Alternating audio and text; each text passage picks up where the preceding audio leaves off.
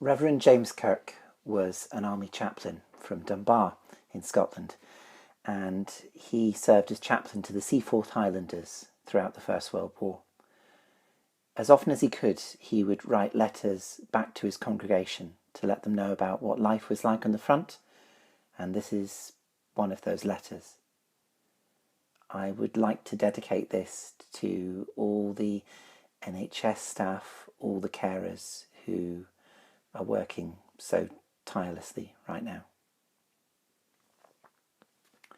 Tuesday, 3rd of August, 1915. I left Berwick at midnight on Wednesday and arrived here in time for tea on Friday afternoon. The weather has been very broken, like the weather at home, and the roads were like canals of liquid mud, especially in the villages. At an open-air concert, which we had on Saturday morning, the soldier who proposed a vote of thanks to me said that they miss me during my week away. It is not unpleasant to feel that one's presence and absence are of the same value. On the summit of one of the Cheviots on Wednesday, Mrs. Kirk and I pulled a box full of heather. It has been distributed and redivided into the merest sprigs, that as many as possible might have a piece. Every day now, white and purple heather are arriving in the letters from home.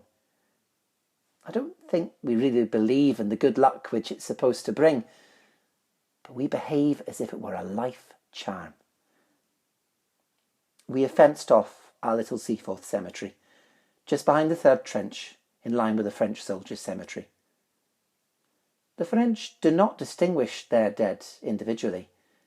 You find a large lot with one cross on which is written 15 soldiers died for their country.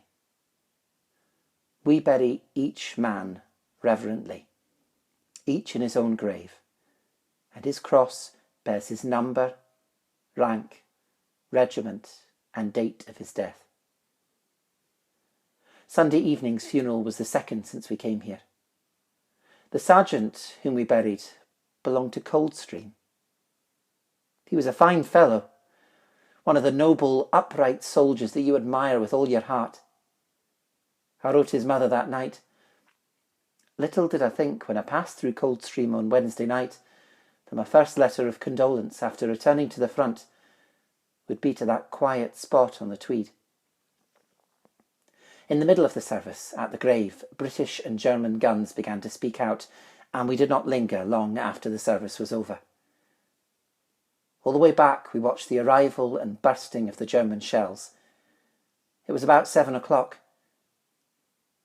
and I thought of you, sitting in the church at home in peace and safety. And I gave thanks that you were where you were. But all the same, it is grand to be here. Believe me. Yours faithfully, Reverend James Kirk.